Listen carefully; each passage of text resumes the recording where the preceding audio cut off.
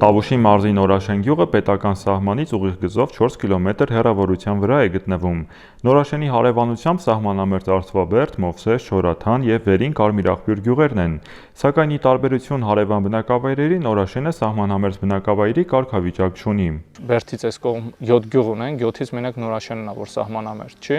ու բացառիկ կարգավիճակում է գտնվում։ Ես չգիտեմ, մի քիչ իրավաբանական տերմիններ ուսումնասիրելուց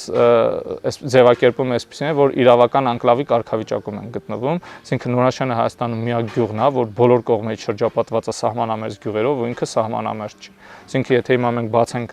Հայաստանի վարչական բաժանմասի օրենքը, այնտեղ որպես Նորաշենի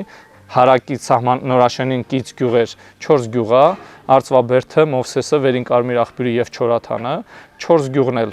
մտնում են կատեգորիայի մեջ, սահմանամերձի, Նորաշենը չի մտնում։ Հիմա եթե այստեղ չափենք հեռավորությունները, Մովսեսը դե բնականաբար կպած է սահմանին, անքննարկել է իմիջալոցեն, որ Մովսեսն ու մնացած գյուղերը նույն կարգավիճակում են, դա էլ է աբսուրդ, որովհետեւ Մովսեսի համար արտոնությունները պետք է ավելի բացառիկ լինեն, այսպես ասած։ Հիմա չափենք հեռավորությունները։ Նորաշեն գնանք սահմանին ամենամոտիկ, այստեղ, ու եկանք, 4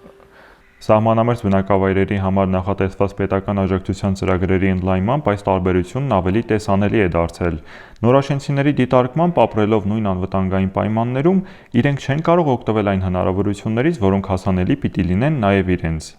Իրականում խնդիրը ավելի ցենց իրան զգացնել է տվել բնականաբար 16 միլիոնի ծրագրերից հետո, որովհետև իհարկե մնացած առավելությունները էլի շատ կարևոր էին, բայց հատկապես 16 միլիոնի ծրագիրն է, որ էական է, ու նաև երբ որ առևտուրը հանվեց միկրոձեռնարկատիրության համարվող բիզնեսների շրջանակից, դա էլ զգացնել տվեց, որովհետև գյուղում եղող բիզնեսները մինչև այդ որպես միկրո էին գործում, բայց այդ կարգավորումից հետո արդեն ստիպված են անհավասար պայմաններում գործել։ Այդ երկու հիմնական խնդիրներն են, նաև այնտեղ ուրիշ արտոնություններ, հիմնականում կոմունալների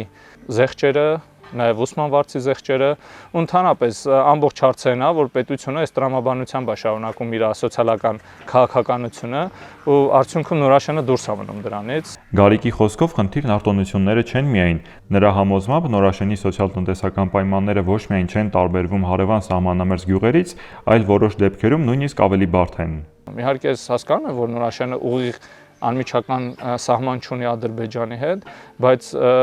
միայն դա ընդունել որպես հիմք եւ նման անարդար իրավիճակ ստեղծել նույն խնդիրներով, նույնիսկ ես կասեի շատ դեպքերում Նորաշենում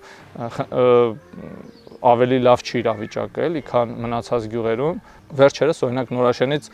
բանկոմատը տեղափոխվեց Արծվաբերդ, դա ինչի մասին է խոսում, որ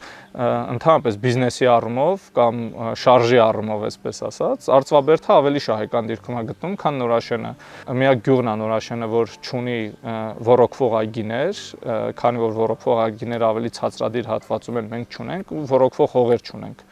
այսպես ասած։ Այսինքն տնտեսական առումով էլ ավելի շահեկան վիճակում չի Նորաշենը, որ ասենք հա դե Նորաշենում այնքան լավ է բիզնեսը կամ ակտիվությունը այնքան մեծ է, որ ոչինչ թողեն կողքի գյուղերը զարգան, իրականում հակառակն է, էլի։ 2020 թվականի հուլիսյան մարտերի ընթացքում, թեև գյուղի բնակելի հատվածը չի թիրախավորվել, գնդակոծության տակ են հայտնվել Նորաշենի գյուղատնտեսական հողերը։ Հուլիսյան քառօրյա մարտերի ժամանակ արկ չի ընկել, հա, բայց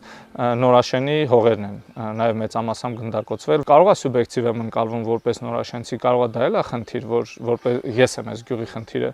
բարձրաձայնում, հետո հիմնական բանն է իրանց արդարացումը է նա, որ դե մենակ Նորաշենը չի այդ իրավիճակում, բայց ես վստահեցնում եմ, որ մենակ Նորաշենն է, ինչ որ մեկը ինձ չի բերել Հայաստանում ցույց տասի, այդ էս մի հատ էսպիսի գյուղ էլ կա, որ բոլոր կողմերից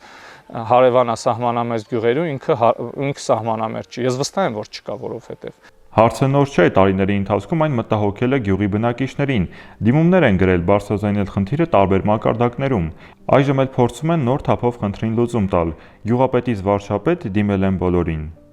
Հիմա փորձում ենք մի քիչ իհարկե նաև ձեր լուսաբանման շնորհիվ հնչեղություն տալ հարցին։ Հաջորդ քայլով առաջարկ ենք ստացել մարզպետանից, որ գրավոր դիմենք մեր պահանջով, մարզպետին նամակ կուղարկենք, արդեն կախված պատասխանից թե ոնց կլինի, մտածում եմ կարելի է ստորագրահավաքով ավականու նիստում քննարկել կամ ընդհանրապես էլի ստորագրահավաքով դիմել կառավարություն։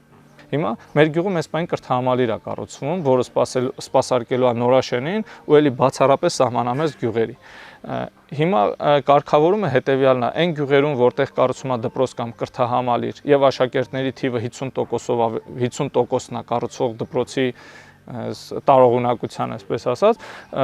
այդ գյուղերում նույնպես 16 միլիոնի ծրագիրը բացվել է։ Մենք ակնկալում ենք, որ մեր գյուղում էլ կլինի, բայց չգիտես ինչ սկզբունքով, ես իրոք չգիտեմ, ինչ սկզբունք են հիմք ընդունել, որ Նորաշենում պետք է կառուցվի 200 հոգանոց դպրոց, այն դեպքում, երբ որ այսպայն դպրոցում ունենք 140 աշակերտ, իսկ սրանից չգիտեմ, եւ մի 10-15 տարի առաջ արդեն